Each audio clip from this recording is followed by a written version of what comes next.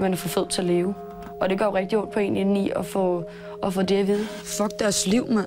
Fedme og overvægt ødelægger livet for hver 5. barn i Danmark. Hey, der er Mille. Klassens tykke pige. Skal vi mobbe hende? Jeg havde kørt mig selv så langt ned, jamen jeg gad ikke leve mere. I Generation XL følger vi i 1 år 5 overvægtige børn. Deres højeste ønske er at få et slankere og bedre liv, men intet ser ud til at virke. Det er hårdt ikke at kunne have hjulpet Nana indtil videre.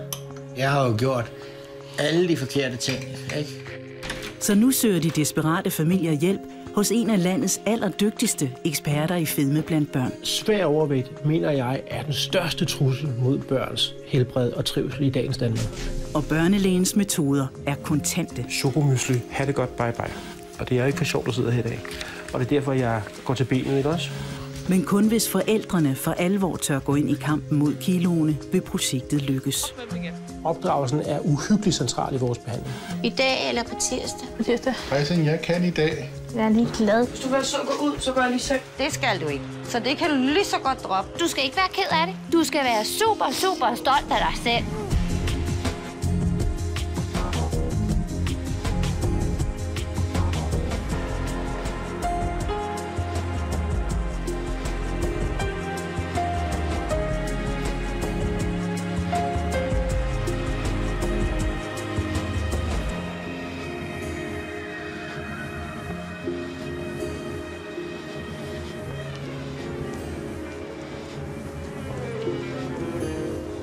Agurker, tomater og gulerødder.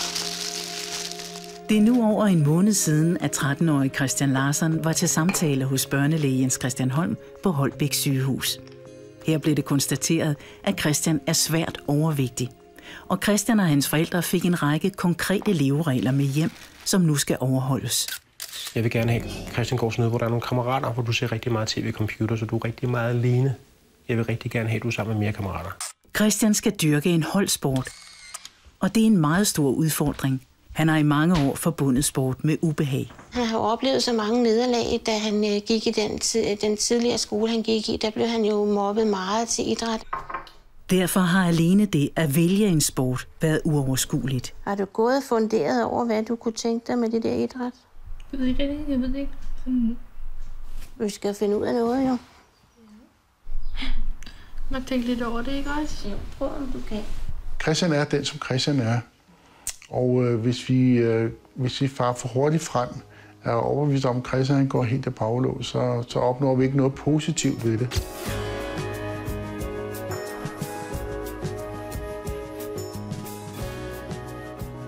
Hej. I dag er den 1. oktober, og i dag har jeg fået med mine forældre, hvad for en kampsport jeg skal gå til. Enten skal det være boksning eller taekwondo, men vi har ikke rigtig fundet ud af, om der er optaget, eller om der er ledigt på holdene, men de vil nok finde ud af. Du kan bare ringe til ham Søren Møller Jensen der, ikke? Jeg ringer til dig, fordi jeg har en søn, der godt kunne tænke sig at prøve at gå til taekwondo. Jeg vil høre lidt om det var muligt at komme en dag og bare kigge på, eller hvordan.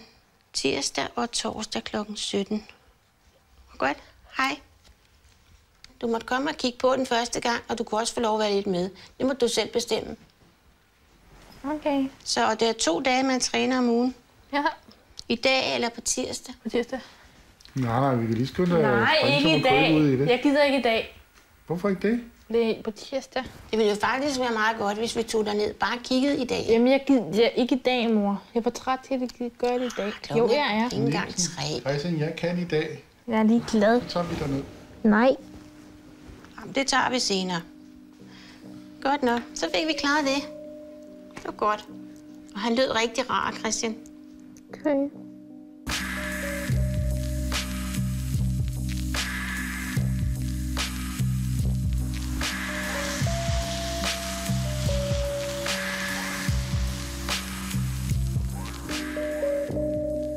I dag, der skal vi lave en lille smule opvarmning. 11-årige Denise fra Ringsted er godt i gang med at tabe sig. Ikke noget vanvittigt vildt, men omvendt, så bliver det også monsterhårdt.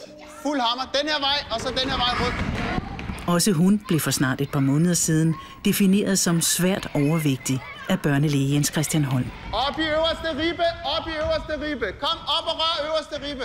Denise har ikke haft mange sejre i skolen. Ligesom de fleste andre overvægtige, er Denise blevet mobbet med sin overvægt. Hun har svært ved at læse, stave og regne, og idræt er absolut heller ikke nogen fornøjelse. Hader det. Hader det. Hader det. Hader det. Og så skal vi lige have den ledet. Drengene tager 10, pigerne tager 5 armbøjninger. Kom! Svært overvægtige børn har en tilbøjelighed til ikke at være særlig fysisk aktiv. Det er flot, det der. Godt. Og det er uheldigt, hvis man skærer sin krop væk, så at sige. Det er noget, vi ret ofte ser. Det er noget, vi vil gerne have, at børnene bliver glade for deres egen krop, bliver glade for sig selv, udvikler sig, bliver klogere og bliver stærkere i deres kroppe. Der er ingen vej udenom for Denise. Hun skal dyrke en sport, så hun har valgt ridning. Det er sjovt. Og har du ham? Man bevæger sig meget på en hest. Man skal op og stå, og så skal man ned, og så skal man prøve og sådan, at bevæge sig rundt og sådan noget. Men selvom Denise elsker heste, bliver træningen grænseoverskridende for hende. Jeg skal ned nu.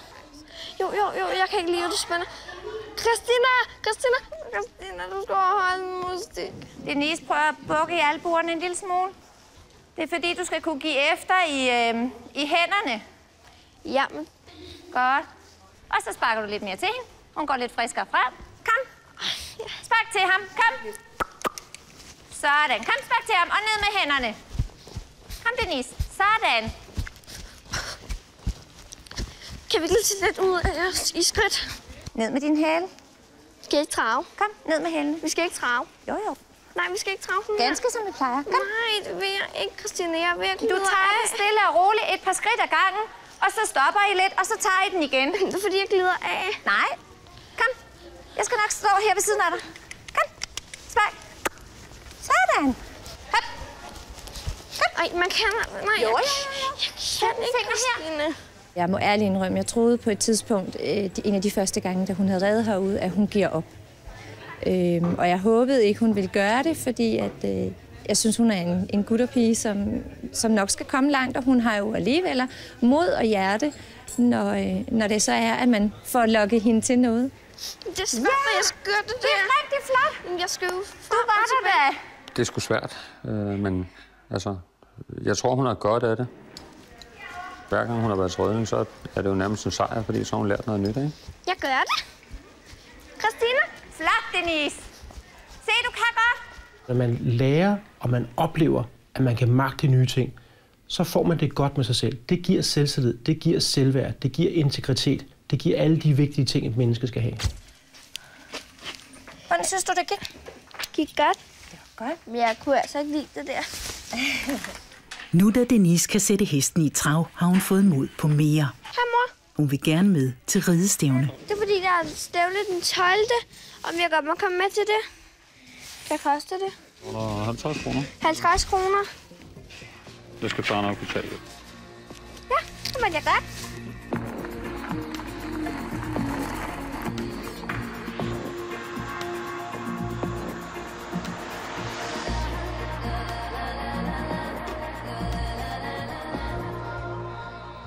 Det er tidlig morgen hjemme hos 15-årige Mille Madsen. Og jeg er slet ikke sulten, mor. Nej, men du skal. Mille bor med sin mor ved Valsø ude på landet. Vil du have et glas mælk til, eller vil du have vand? Eller? Jeg vil gerne have mælk. De to fokuserer meget på at leve efter de livsstilsregler, Mille for et par måneder siden fik udleveret ved sit første besøg på Holbæk sygehus. Hvor mange fedt er der i? Ja, 0,5, og du må få helt op til 6%, ikke? Hold da op, bare. Gud, hvor er jeg heldig. Snart skal Mille og hendes mor til samtale på hospitalet igen. Der skal gøres status over, hvordan det går med at leve efter de nye regler. Mille er begyndt at spille håndbold som aftalt med Jens Christian Holm. Men hun har svært ved at tage sig sammen til at dyrke anden motion. Jeg har aldrig dyrket så meget, men jeg kan rigtig godt lide det. Jeg synes, det er fedt at få pulsen. Altså adrenalin helt op i toppen, og jeg elsker det. Jeg kan rigtig godt lide at bevæge mig. Nogle gange. Jeg kan godt lide det, men det sker bare ikke så tit. Når Mille kommer hjem fra skole om eftermiddagen, orker hun ingenting. Hvis du vil så gå ud, så går jeg lige i seng. Du skal ikke i seng nu. Nej, virkelig, jeg skal sove. Det er... Mille, det skal du ikke. Så det kan du lige så godt droppe. Du skal ikke sove. Du skal gøre klar til håndbold i aften. Jamen, jeg tror, når hun kommer hjem fra skole, så er hun udmattet. Så er hun træt, så har hun fået mange input i løbet af dagen. Og så har hun simpelthen behov for bare at have time-out. At komme i gang med fysisk aktivitet er virkelig vigtigt, fordi alle de andre ændringer, vi laver med kost og inaktivitet, kan typisk medføre, at vægten holder op med at stige og stå stille, og måske også medføre et mindre vægttab. Men skal man i gang med de lidt større vægttab, så er fysisk aktivitet helt afgørende. Okay. Hun bliver vred på mig jo, fordi når jeg siger til hende, du skal ikke bare smide dig på sofaen og se fjernsyn og sådan nogle ting. Jeg skal bare lige slappe lidt af. Jeg skal bare lige holde nu op, ikke? Og slappe nu lidt af, mor. Jeg skal bare lige have time out, ikke? Nu er Mille og hendes mor på vej til sygehuset. De er spændte på, hvor stor indflydelse motionsproblemerne har på Milles vægt. Au, et spændet lort. Første gang Mille blev målt og vejet, blev hun defineret som svært overvægtig med en BMI på 31,22. Nu er hendes BMI faldet til 29,65. Derudover er hun blevet højere, så alt i alt har Mille flyttet sig i den helt rigtige retning på kurven for overvægt. Tillykke, Mille. Ej, hvor flot. Du er kommet ind på skemaet. Ved du, hvad det er? Det er rigtig, rigtig flot. Og du er i gang med at gøre noget rigtig, rigtig godt for dig, og du kan mærke det, eller hvad? Det kan jeg. Kan du mærke det? Hvordan kan du mærke det indeni? Jamen, jeg har det meget bedre med mig selv, og jeg er klistret fast af spejlet i hvert fald. Men mor er ikke helt tilfreds. Hun er stadig frustreret over, at hun ikke kan få Mille ud og røre sig om eftermiddagen. Det kunne være, at du gik en lang tur med hunden. Lige præcis. For eksempel, fordi det er meget sundt for dig. Det er bare at gøre det, når man kommer hjem fra skole. Altså, jeg siger det til en hver dag. Kan jeg ikke få en til det? Men nej. Jeg kan tage mig bare ikke sammen. Er det kedeligt? Ja, fordi min hund gider ikke at løbe med mig. Det gider Dena ikke. Det passer Det gør hun ikke. Men jeg har en kammerat, som smadrer gerne vil løbe med hende, men hun siger altid nej. Er han på alder med dig? Nej, han er ældre. Han er på min alder. Lige præcis. Det kan godt være, at det er fedt at løbe med Dennis, og det er smadret sødt, at han gerne vil de første 4 gange. Men så vil de unge bare noget andet. Du skulle have set hende sidste gang til møde. Det vil jeg gerne, og det lyder som en god idé, og jeg har godt af det og sådan nogle ting. Men det er bare, altså krisetiden hjemme hos os, det er fra når man kommer hjem fra skole, til der bliver serveret aftensmad. Den måde moren hun kan motivere, det er jo ved at bakke hende op. Og ja, der er diskussioner, og hun er også en teenagepige, og der vil være de her diskussioner, men hun skal bakkes op i det, at hun kan og gør, og så skal man fortælle en god historie også. Det vil sige, kigge på det, der fungerer, og synliggøre det over for barnet. Du skal tænke, jamen hvorfor er det nu lige, hvor jeg bare ikke gider at gå med hunden, når jeg kommer hjem for eksempel. Men hvad er det, jeg godt kan lide? Jeg er begyndt at kigge mig selv rigtig meget i spejlet. Jeg er blevet gladere. Jeg tror mere på mig selv. Jeg er pludselig kommet inden for det her skema. Det er du af én grund, frøken, og det er fordi, du vil noget med det her. Det er rigtig, rigtig vigtigt at få at vide, at du er god til noget. Hun har måske fået at vide, at du duer ikke til noget. Du er fed, du kan ikke løbe stærkt, du lugter, hvad ved jeg. Og hun skal vide, at hun duer til noget. Hver gang du tænker, nej, jeg gider ikke at bevæge mig eller noget, så skal du tænke over, hvorfor er det nu, det var en god idé. Tænk på mig. Ikke? Og sige, okay, der var det der med, hun sagde, og hvorfor er det nu, vi sidder derinde? Okay? Det er godt. Kan I have det godt? Ja, i lige måde. Det er godt. Hej. Mille og hendes mor skal nu fungere på egen hånd ind til næste samtale. Mors vigtigste opgave bliver at fokusere på den gode historie.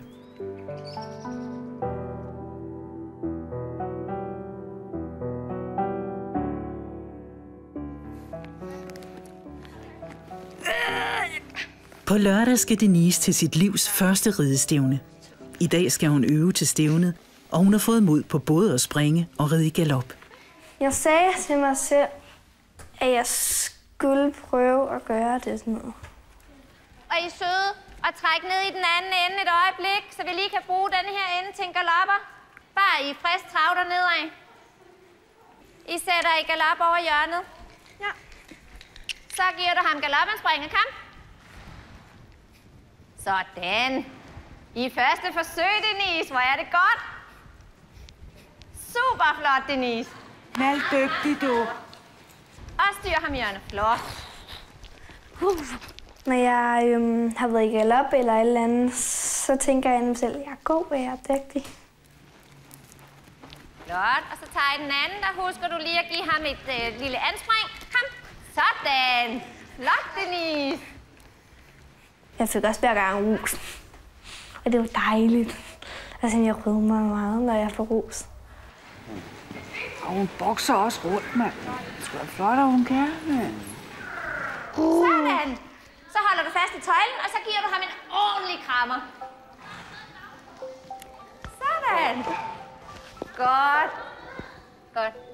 Hestene trækker ud. Det var bare smadret godt, Denise. Og så beder du selv om at få træktøj af. Jeg fik også rigtig meget ros af min mor og min far. Træningen er gået over al forventning. Nu er spørgsmålet, hvordan Denise klarer stævnet på lørdag. Meget spændt.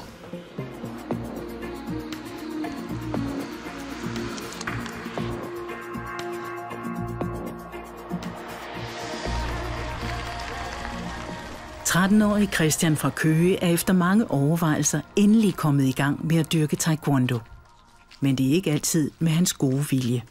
Det har jo været, lidt hårdt, ikke? Og tage de der også diskussioner ind imellem træningsdagen, om det nu også var det, og det gad han ikke. Godt. Vi starter med en lille cykeltur i dag. Men det er jo også meget rart at vide med sig selv, at når man er hård over for sin dreng, så er det fordi, man vil noget godt. Tour de France. Verdens hårdeste cykelløb. Ja, og nu kommer der en bakke. Så må vi altså helt herop. Og det går endnu stærkere!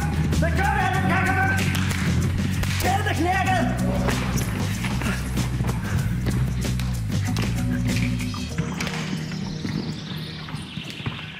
Det er vigtigt at prøve at komme ud over grænsen og komme væk fra at se tv, computer, være alene hjemme, til at komme ud og være sammen med kammerater, hvor der er risiko for, at man kan blive drillet, og hvor det kan være svært. Lille timingsøvelse.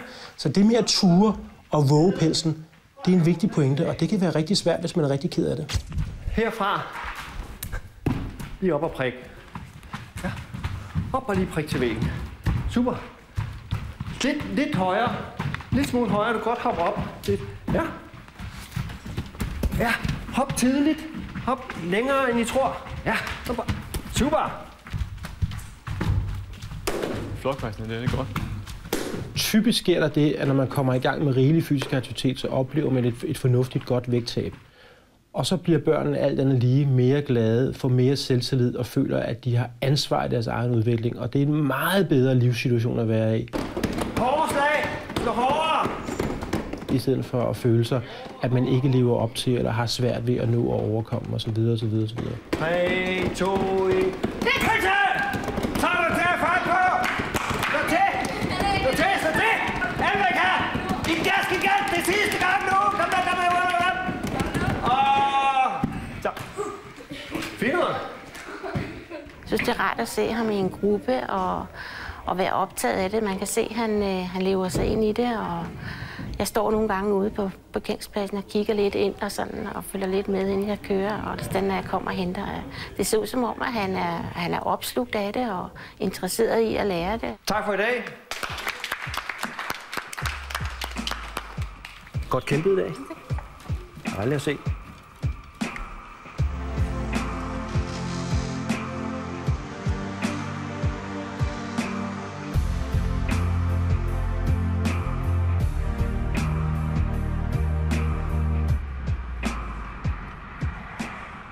Årige Mille og hendes forældre er på vej til Lunderskov for at besøge en efterskole. Det er Milles store drøm at komme herud og bo og lære at stå på egne ben. Og Milles mor støtter den beslutning. Altså som mor, jeg har egentlig ikke nogen problemer med, at jeg skal slippe hende på det område. Bare jeg ved, at hun trives. Og hvordan du har det med, at du skal være væk hjemmefra. Men Milles mor har stadig svært ved at holde fast i den gode historie. Hun fokuserer igen på det, Mille ikke kan. Hvad synes du om det? Fedt. At du skal dele værelse med? Ja, og der har det så fedt med. Som så også kan blive vred på dig, fordi du ikke rydder op. Ja, det er jo en del af at komme derhen. Og lære sådan noget, mener du? Ja. Okay, ja.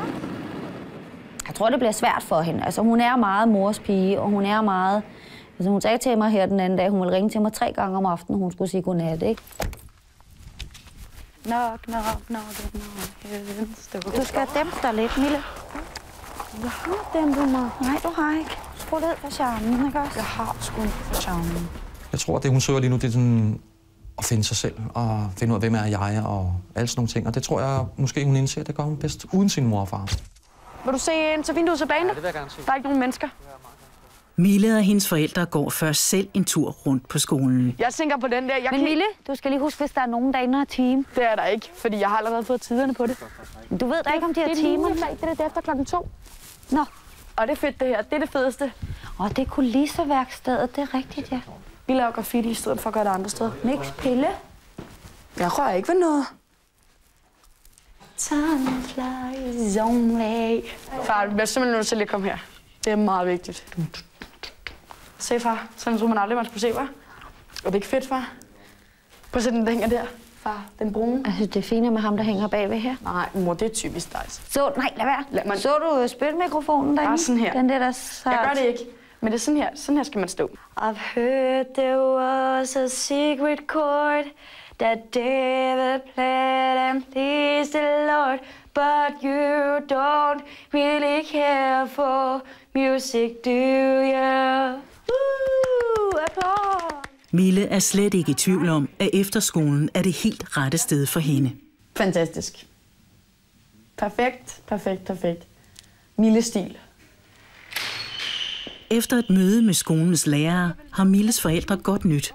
Altså, jeg vil sige, de var meget positive, Mille skat. Tror du, jeg kommer ind? Mit umiddelbare bud er ja. De var lidt på den der med matematikken. Ja, det skal jeg nok blive god til. Jo, men det kan jo ikke nytte noget, hvis du kommer i 9. klasse og være på 6. 7. niveau. Det er fint, jeg lærer matematik. Hun er jo ellevild, så hun kan jo ikke rigtig se noget som helst negativt ved det. Men jeg skal stadig prøve på at forklare hende, hvad ulemperne kunne være, hvis det nu var, at hun kom herned, og det ikke kørte, som det skulle. Jamen, jeg vil med. Jeg vil nu. Hvornår får vi så svar, om jeg er kommet ind? På fredag. Ja, fuck mit liv, mand. Jeg kan slet ikke vente.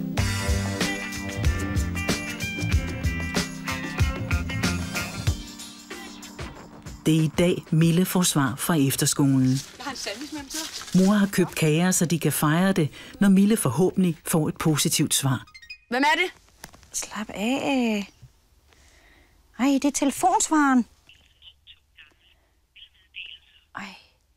Sig nu, hvad det er. Kan du bare sige det? Du kan ikke få svar før onsdag efter ferien. Ja, der sker ikke noget mere i dag, Mille skat. Pis mig i hovedet. Nå, så er der ikke rigtig andet at gøre, end at du bare må nyde ferien. Og så... Ja, det kan man jo nok ikke, vel? det ved jeg godt, og det har jeg fuld forståelse for, skat. Men det kan jo ikke rigtig nytte noget, når hun ikke kan tage nogle beslutninger, fordi hun ikke rigtig har snakket med skolen. Du er fucked up oven i hovedet. Det er en stor skuffelse for Mille. En meget stor skuffelse for hende. Jeg kunne se, at hun blev rigtig, rigtig ked af det. Hun blev vred og irriteret. Men man kan sige, at det er en af de ting, der fører med i de voksnes verden. Kom her, en krammer. Jo, og så tager vi den derfra. Kom her. Det er altså stadig bare Mille og mor. Og mor har trøst i baghånden. Så kan vi trøstespise sammen. Skal vi det? Skal vi trøstespise? No. Det er mine D3 med banan. No. Skal vi spise en kage sammen? Jo. Nej, Mille, stil lige den ene tilbage, ikke? Er du klar over, hvor langt du skal løbe med dem der?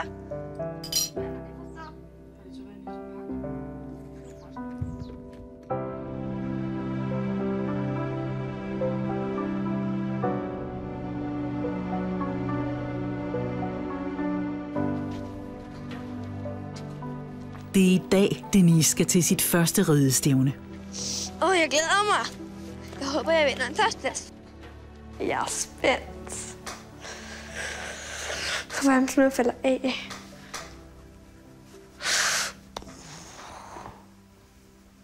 Det er rigtig uhyggeligt. Hun stiller op i en nybegynderspringklasse. Hvad? Og det er der også mange andre, der gør.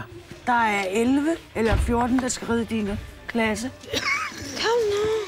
Det er godt for Denise for at styrke, at det her, det er noget, hun er god til. at hun ikke er en taber ved alle tingene. Slå hjernen fra, husk banen, ikke andet. Nerverne, de hører til udenfor, ikke herinde. Jeg er allerede indenfor. Jeg sagde til mig selv, Denise, du kan godt, og du skal glæde dig.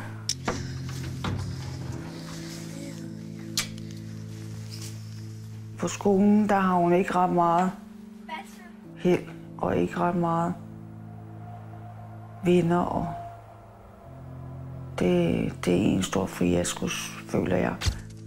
Og det føler Denise også, tror jeg. Nu må du tvine, Basim. At dig vil komme op i klassen og sige, jeg har vundet en førsteplads eller et eller andet. Du klarer det. Ja, godt.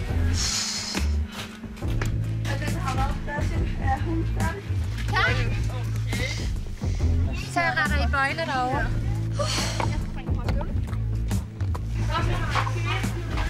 Husk, at du har lært. Ja.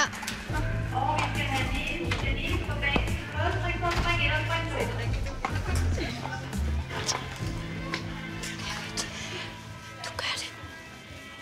Du er sej, Denise.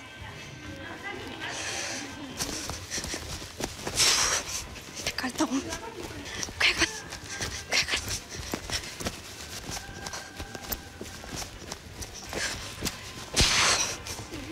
Kom så. Kom så. Jeg gjorde det. Flot, Denise. Jeg gjorde det. Flot, Basim. Jeg gjorde det. Flot. Ja. Yeah. Denise red fejlfrit på springbanen og tror nu, hun skal ind og have en præmie. Men hun red ikke hurtigt nok. Det er kun 1, 2 og 3, der fik... Jamen, nummer blev Denise. Ikke nogen... Jeg fik ikke nogen præmie. Bare det, du var med, skatter. Nej, det er ikke det. Det er ikke bare noget. Jo. Hvorfor fik vi ikke nogen? Det er fordi, åbenbart, det er kun de tre i den gruppe, der får. Derfor. Lokke, Trine, kom her. Vi gjorde det. Kom her, skal du op på ham igen? Ved du hvad? Om et stykke tid, så er det dig, der vinder. Så du skal ikke være ked af det. Du skal være super, super stolt af dig selv. Ikke også? Jo. Prøv at tænke, de her piger, der vinder 1, 2 og 3, de har reddet herude i meget, meget længere tid end dig. Og du er fejlfri. Ikke? Ja, du skal ikke være ked af det. Vel. Nå. Jeg synes, du er super sej, og jeg synes, det er rigtig, rigtig flot gået. Jeg er smadret stolt af dig. Selvfølgelig bliver Denise ked af det, fordi hun ikke vinder en præmie, fordi hun har set sig op efter det. Op med hovedet og smil. Ikke? Det havde da været godt, hvis hun havde vundet, men sådan kan man bare ikke hver gang. Se, hvad de også koster. Jeg kunne få 5 pakker for den pris her. De andre er i gang med her, og så kvitterer du også lige med et par strækker. Altså, hvis jeg kan finde ud af det, ikke også? Ja, så tag dem på knæene. Jeg tænkte mest på Denise, og hvad skulle der ske med hende, hvis det var, jeg gik væk.